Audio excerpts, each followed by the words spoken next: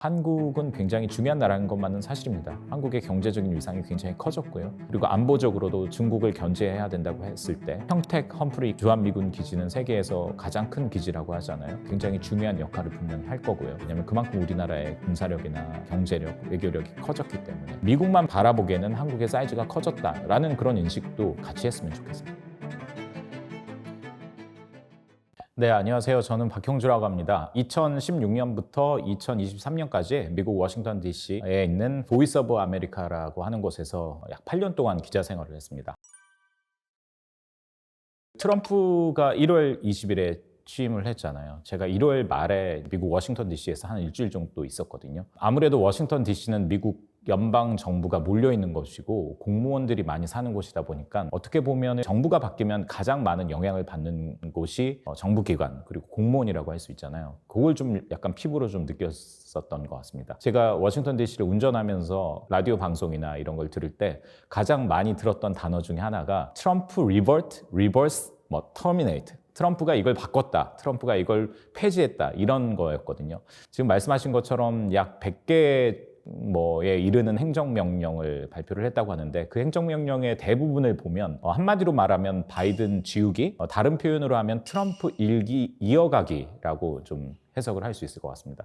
예를 들어서 그 트럼프가 선거운동 기간에도 가장 강력하게 얘기했었던 것 중에 하나가 국경 문제, 불법 이민자 문제에 대해서 바이든 정부가 너무 약했다라고 얘기를 했잖아요. 그리고 또 거기에 대해서 많은 유권자들이 호응을 했고요. 그래서 트럼프 대통령이 당선된 측면이 있죠. 그래서 그것들을 굉장히 강력하게 이행을 하고 있더라고요. 국경을 강화하고 불법 이민을 강력하게 단속한 행정명령을 내렸고 그걸 지금 실질적으로 불법 이민자들도 체포하고 있잖아요. 한국 불법 이민자들도 체포했다라는 그런 방송도 나오고 있더라고요. 그리고 또 두 번째로는 에너지 관련 정책에 대해서도 상당히 좀 미국 내에서도 그렇고요. 해외에서도 임팩트가 있는 것 같습니다. 이른바 바이든 정부는 그린 정책을 많이 썼다면 트럼프 대통령은 그걸 다 이제 되돌리려는 그런 정책들을 하고 있는 것 같습니다. 알래스카의 LNG를 다시 공급하거나 수출하는 것도 재개를 했고 또 그리고 파리 기후변화 협약에 다시 탈퇴를 하는 그런 행정명령을 내렸고요. 그리고 또 친환경 자동차에 대한 바이든 정부의 여러 가지 특혜라든가 보조금을 다시 되돌리겠다 이런 얘기도 많이 하고 있고요. 그리고 이제 최근에 가장 임팩트 있는 거는 아무래도 관세 부분인 것 같아요. 트럼프가 관세를 사랑한다 이런 얘기를 굉장히 많이 하잖아요. 취임하자마자 관세를 퍼붓지는 않았지만 이미 멕시코와 캐나다에 대해서는 관세를 부과하겠다라고 했다가 양 국가의 정상들과 전화 통화를 하면서 일단은 유예하기로 했고요. 또 중국에게도 이제 관세를 시행하겠다라고 이야기를 했습니다만 아직 시진핑하고는 이제 합의가 안 돼서 이걸 철회하겠다, 유예하겠다라는 발표는 하지 않은 것 같고요. 그리고 가장 최근에는 일반 관세라고 해서 미국으로 들어오는 철강이나 알루미늄 수출품에 대해서 다 25% 관세를 부과하겠다 이렇게 얘기를 하고 있잖아요. 그러니까 취임 100일 동안에 아직 100일이 안 됐습니다만 한 20여일 동안에 그동안의 선거운동 기간을 하겠다라는 것을 굉장히 트럼프 대통령 입장에서 보면 추진력 있게 지금 하고 있는 그런 상황이고요. 그런 만큼 그 어떤 직격탄을 받는 국가들은 상당히 좀 약간 혼돈이라고 할까요? 굉장히 긴장을 하고 있는 것 같습니다. 바이든 정부와는 굉장히 좀 많이 다르죠. 국내적으로도 사실 다를 수는 있습니다만 대외 정책에서 좀 다르다라고 좀 볼 수 있을 것 같습니다. 맨살을 좀 더 깊이 들여다보면 과연 바이든 정부와 트럼프 정부가 동맹국들의 입장에서 많이 다르냐? 라고 생각하면 꼭 그렇지 않다라는 저는 그런 생각을 해요. 왜냐면은 과거에는 미국이 세계의 패권 국가로서 경찰 노릇도 하고 그리고 자유무역 그리고 다원주의 이런 것들을 떠받치는 그런 역할을 했었잖아요. 그런데 이제 미국이 갈수록 힘들어지고 또 중국은 부상하고 다른 동맹국들이 더 잘 살게 되면서 미국은 점점 그런 얘기하고 있거든요. 우리가 예전만치 않다. 그렇기 때문에 우리 덕분에 잘 살게 된 동맹국들이 좀 힘을 보태라 이런 얘기를 계속하고 있잖아요. 그런데 이제 그 방법론에 있어서 바이든은 사실 동맹들에게 좀 당근을 많이 주는 것 같아요. 예를 들면 인플레이션 감축법도 IRA 결국은 이제 미국에 많이 투자를 해라. 미국 제조업을 부흥시키겠다라는 정책인데 보조금을 줘서 동맹국들을 부르고 유관 산업을 부르는 그런 게 어떤 바이든 정부의 당근 정책이었다면 트럼프는 굉장히 거칠게 얘기를 하잖아요. 협박을 해서 채찍을 휘둘러서 겁을 줘서 동맹들이 움직이게 하는 약간 그런 차이가 있는 것 같습니다. 당장 관세만 하더라도 실질적으로 관세를 매기는 그런 효과도 있지만은 협상장에서 레버리지로 활용하는 좀 협박하는 그런 것도 있잖아요.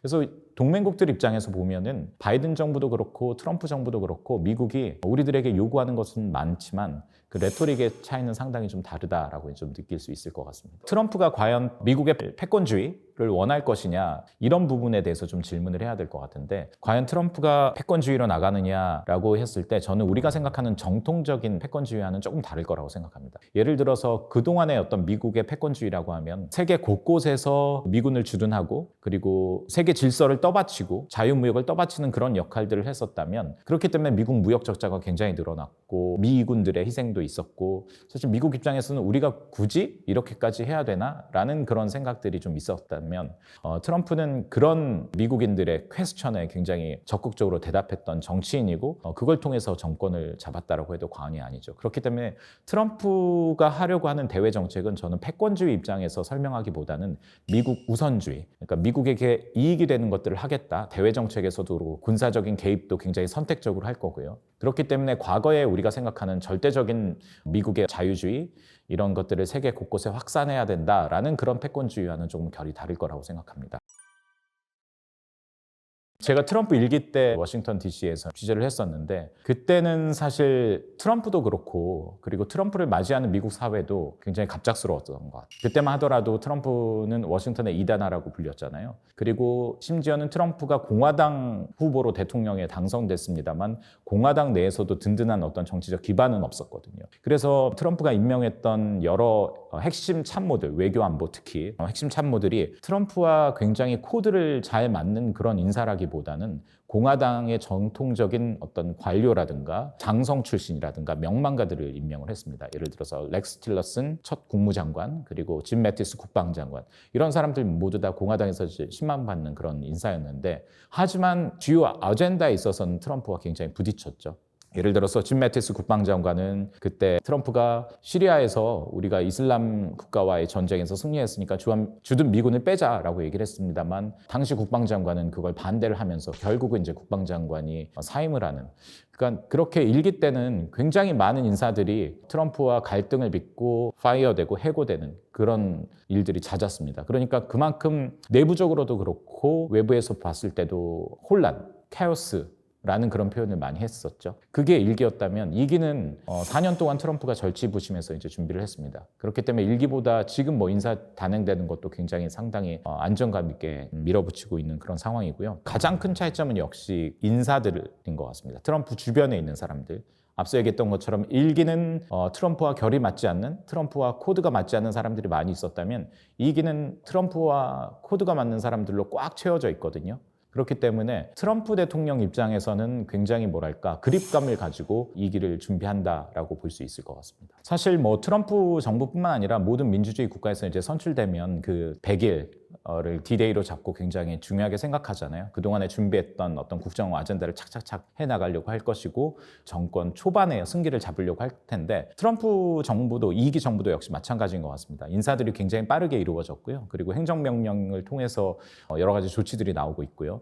그런데 사실 100일이 상징적으로 중요할 수 있겠습니다만 트럼프 2기 4년 동안에 가장 중요한 것은 1년차가 역시 될 거예요. 왜냐하면 미국은 2년마다 선거가 있잖아요. 그리고 앞으로 2년 후에는 이제 중간 선거가 있거든요. 이번에 대선에서 같이 치러진 선거에서는 상원, 하원 모두 공화당이 장악을 해서 트럼프가 굉장히 안정적이게 국정 운영을 할 수 있는 그런 발판이 마련돼 있잖아요. 그리고 헌법재판소도 대법원도 미국 연방 대법원도 보수색이 강하게 이제 구성이 됐고 그렇기 때문에 트럼프 1기보다는 2기에 상당히 안정되게 이제 출발을 하는데 중간 선거는 현 정부에게는 항상 그 현 정부에 대한 중간 평가이기 때문에 쉽지 않은 선거입니다. 그렇기 때문에 트럼프 입장에서는 2년 동안의 미국 내 유권자들 자신들에게 표를 줬 특히 러스트벨트의 유권자들의 마음을 계속 유지를 해야 될 거고요. 이런 국내 정책, 대외 정책에 앞으로 계속 집중을 할 거라고 생각합니다. 사실 전폭적인 지지를 어떻게 정의해야 하느냐에 따라 좀 다르겠습니다만 1기 때보다는 확실히 이 마가를 지지하는 게 많다라고 볼 수 있습니다. 그게 이번 선거를 통해서 그 숫자로도 나타났잖아요. 1기 때 그 힐러리 클린턴 당시 민주당 후보와 붙었을 때는 트럼프 후보가 전체 유권자 투표에서는 졌잖아요. 하지만 선거인단을 많이 확보했기 때문에 승리를 했는데 그렇기 때문에 어떻게 보면 반쪽 승리라고 볼 수 있습니다. 그런데 이번에 이기 정부를 출범시킨 지난해 대선에서는 트럼프가 전체 유권자 투표에서도 거의 49.9% 정도, 절반 정도를 확보를 했습니다. 그 말은 무슨 말이냐? 트럼프가 외치는 미국을 다시 위대하게 그 마가라는 아젠다에 있어서 미국 국민들이 의 공감대가 굉장히 두텁게 형성됐다라고 볼 수 있습니다. 하지만 또 반면에 뭐 우리나라도 마찬가지입니다만 한 정부가 강력한 아젠다를 부르짖고 그걸 드라이브를 걸면 또 반동하는 그런 힘들이 작용을 하잖아요. 미국의 진보 세력 그리고 민주당 내에서도 훨씬 더 왼쪽으로 가 있는 그런 인사들이라든가 그리고 또 미국의 이른바 뭐랄까요 정통적인 기득권층 지식인들 그리고 진보주의 언론인들은 그 마가에 대해서 굉장히 뭐랄까 불편하게 생각을 하고 있는 그런 정서도 한쪽에서는 굉장히 또 강력하게 또 작용하고 있는 것도 현실인 것 같습니다. 우스갯소리로 그런 질문들을 미국 사람들이 트럼프 당선되고 나서 가장 떨고 있는 나라가 어디야 이런 이야기들을 미국의 이제 전 취재원들하고 했던 적이 있는데 어떤 한 취재원이 그런 얘기 하더라고. 미국 전직 관리였는데 미국이야 우리나라잖아 라고 얘기를 하던데 그거는 앞서서 얘기했던 것처럼 마가에 대한 미국 그 유권자들의 과거보다는 더욱 두터워진 지지층이 있는 것은 사실이지만 또 한편으로는 우리가 정통적으로 생각하는 미국의 진보 진영 인사들이 생각하는 미국의 가치를 깨트릴 것이다, 부술 것이다 라는 그런 불안한 정서들이 분명히 있는 것만은 사실인 것 같습니다. 하지만 미국은 특히 트럼프 대통령은 어떤 정통적인 동맹보다는 미국의 국익을 우선시한다라고 얘기하잖아요. 그리고 거래주의적이잖아요. 그렇기 때문에 사실 어떤 나라가 위험하다라기보다는 모든 나라가 특히 긴장을 해야 될 거고요. 누가 되든 간에 미국을 가장 불편해할 나라는 역시 중국이 될 겁니다. 그거는 뭐 2015년부터 워싱턴에서 굉장히 반중 정서가 미국 조야에 폭넓게 굉장히 형성돼 있었고요. 그런 경향성은 앞으로 어떤 정부가 오더라도 변하지 않을 거라고 생각합니다. 뭐 수사는 조금씩 달라질 수 있겠죠. 그렇기 때문에 앞으로 가장 힘든 나라가 어디냐라고 하면은 역시 중국이다라고 이제 생각합니다. 미국에 가면 사실 중국과 관련된 문화들이 굉장히 많아요. 왜냐하면 중국 식당, 차이니스 테이크어웨이 미국 사람들이 많이 이용을 하고요. 그리고 미국의 그 달러트리라고 우리나라로 치면 다이소 같은 굉장히 싼 생활용품들을 파는 그런 곳을 보면 다 메이드 인 차이나입니다. 그리고 또 워싱턴 DC에 가보면 각종 백악관과 뭐 트럼프 대통령 상징하는 기념하는 기념품들 있잖아요. 스비니어. 이런 것도 보면 다 메이드 인 차이나예요. 그러니까 중국은 이미 미국에 뗄래야 뗄 수 없을 만큼 굉장히 성큼 와 있는 나라입니다만 2016년, 2017년 그 시기에 일단 워싱턴에서는 중국에 대한 기류가 확 달라지는 것을 느낄 수 있었습니다. 과거에는 뭐 오바마 대통령 때만 하더라도 중국의 성장이 세계 경제의 성장이다라고 얘기를 했습니다만 그리고 또 이제 중국을 국제사회에 편입시키면 국제사회 일원으로서 책임 있는 일원으로서 역할을 다할 것이다 라는 그런 기대가 있어서 미국 정부는 중국과 수교한 79년 이후에 전략적 관여를 계속 폈습니다만 중국이 부상하면서 특히 시진핑이 집권한 이후부터 2010년 이후부터는 워싱턴에서 중국이 이상하네? 이런 우려가 있었고요. 그게 경계로 변했고 결국은 적대로 변했습니다. 그거는 무슨 말이냐면요. 민주주의 국가에서는 정치인들의 생각은 국민들, 유권자들에게 영향을 받을 수밖에 없고요. 또 정치인들의 생각이 유권자들에게 영향을 받을 수밖에 없는데요. 그렇기 때문에 미국의 어떤 반중 정서가 얼마나 두터우냐라고 얘기를 한다면 이렇게는 얘기할 수 있을 것 같습니다. 그것들이 점점 더 심화되고 있는 건 사실이다. 특히 뭐 우리나라도 마찬가지입니다만 2019년 말부터 2020년에 발발했던 코로나 바이러스 트럼프 대통령은 차이나 바이러스라고 얘기했죠. 노골적으로. 어떻게 보면 그 전에도 중국에 대한 정치권에서는 중국에 대한 어떤 적대심 이런 것들이 팽배하고 커지고 있는 상황이었는데 코로나 사태 이후에 코로나가 어디에서 발발했느냐 이런 걸 떠나서 공급망이라든가 중국에 대해서 취약한 미국의 여러 가지 민낯들이 많이 드러났잖아요. 그렇기 때문에 어떤 2020년 이후로 중국에 대한 이걸 뭐 반중, 뭐 안티 차이나라고 얘기할 수는 있을지는 모르겠지만 중국을 경계하는 이런 것들은 굉장히 심해졌고 어떤 그러한 코로나 상황들 때문에 정치인들이 중국에 대해서 강력하게 비판하는 거에 대한 어떤 명분도 어떤 그런 분위기도 조성이 됐었던 것 같습니다. 과거에 미국이 했던 것처럼 미국의 자유민주주의를 세계 곳곳에 확산해야 된다, 지켜야 한다. 이런 특히 이제 바이든 정부 때는 뭐 그런 것들이 강했습니다만 바이든 정부의 대외 정책은 권위주의 세력과 민주주의 세력 간의 어떤 싸움, 대결로 봤다면 트럼프 대통령은 지금 본인도 얘기를 하고 있지만 미국 우선주의, 미국의 이익이 되는 것들을 하겠다. 동맹이든 어떤 나라이든 간에 미국의 손해보는 장사는 하지 않겠다라고 하고 있잖아요. 그렇기 때문에 동맹국들에게 방위비 분담금을 얘기를 하고 있고요. 또 그리고 특히 동북아, 인도태평양 지역의 동맹국에게는 중국을 견제하는 데 있어서 많은 역할을 해라 이런 요구들을 계속 할 거고요. 그렇기 때문에 한마디로 요약하면 트럼프의 대외 정책, 트럼프의 패권주의는 결국은 미국 우선주의를 확장하는 그런 방향으로 나간다라고 보면 되지 않을까 싶습니다. 사실 중국하고 미국은 지금 트럼프뿐만 아니라 바이든 정부 때도 트럼프 1기에서 했던 대중국 강경 정책을 그대로 받아갔잖아요. 사실 바이든 정부가 출범했을 때 그랬거든요. 그 바이든 1기 국무장관이었던 토니 블링컨 국무장관이 당시 인사청문회에서 이런 얘기를 했습니다. 나는 트럼프 정부의 모든 것을 다 비판하고 부정하지만 단 한 가지만은 높게 평가한다. 그건 바로 중국에 대해서 강하게 한 것이다. Tough on China라고 표현을 했습니다. 그리고 그게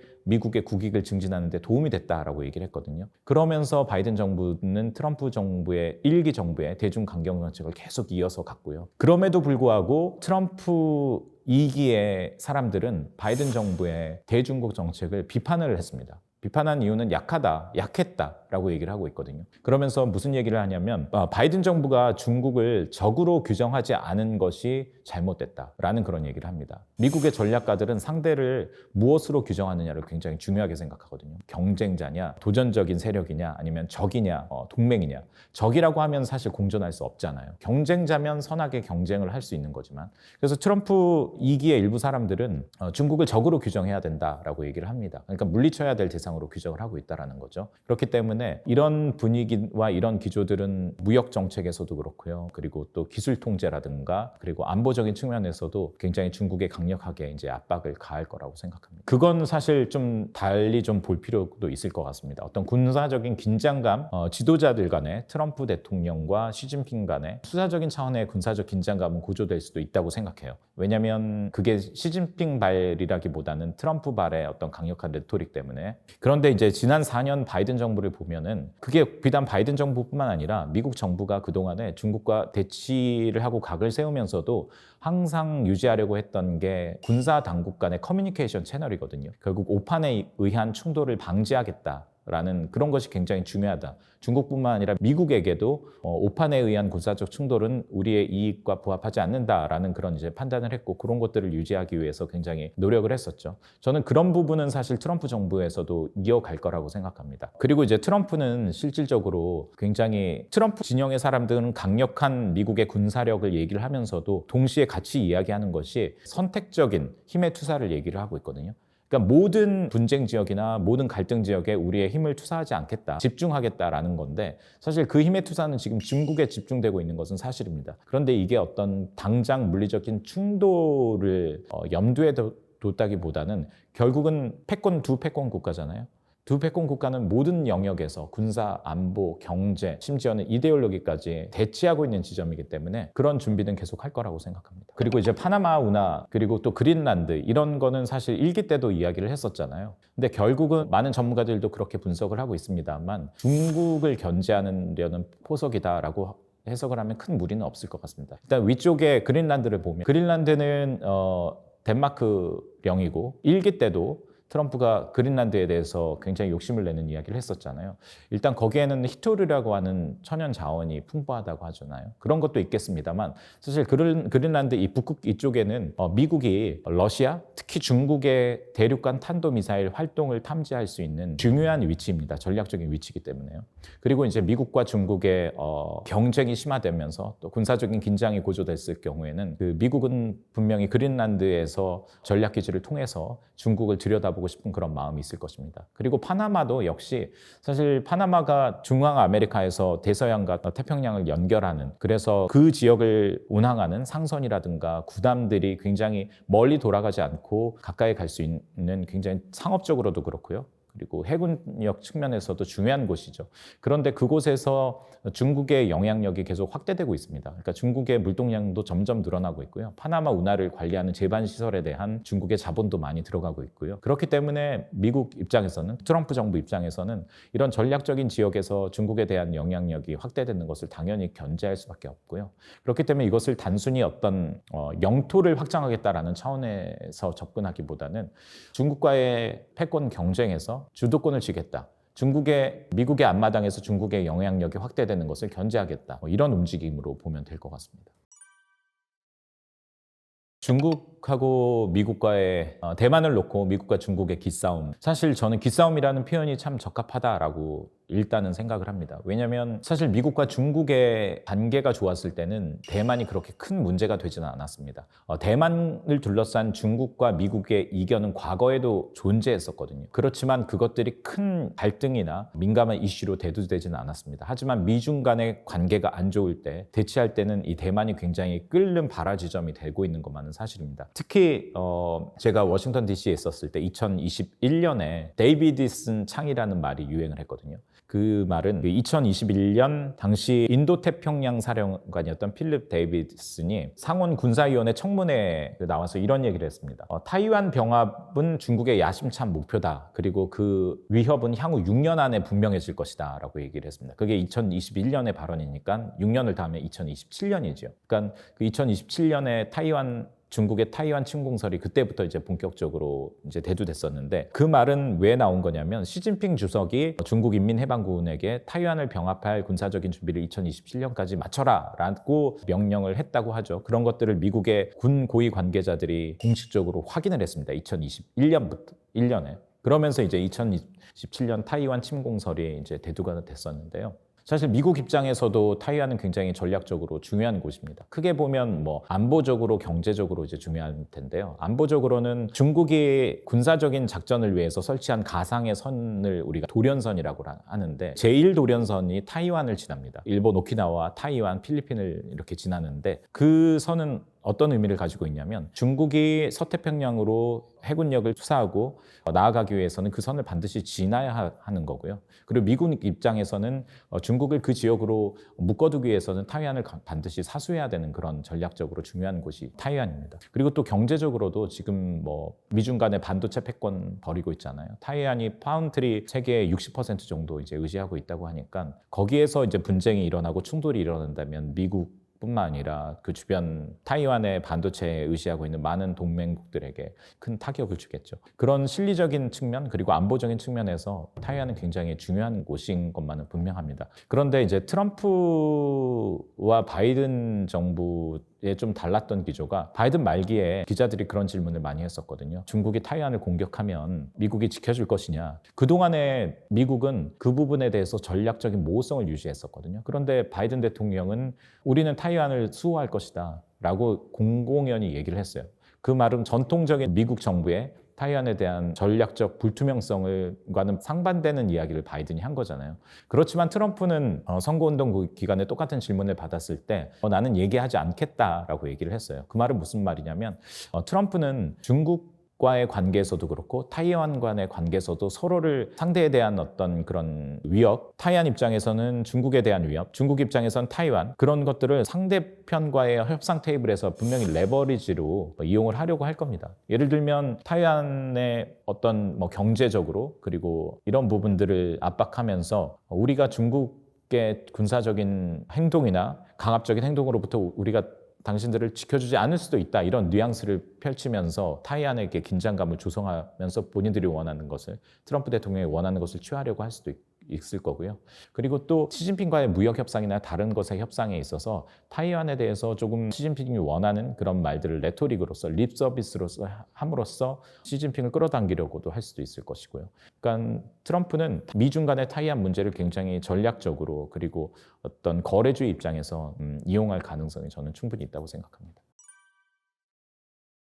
아시아는 굉장히 큰 곳이잖아요. 그렇기 때문에 아시아가 굉장히 판이 흔들린다라고 이제 생각하기보다는, 미국은 과거 오바마 행정부 피보트 아시아 회귀 정책에서부터 그때부터 계속 중국 때문에 아시아로 힘을 투사했습니다. 경제력도 집중시키고요.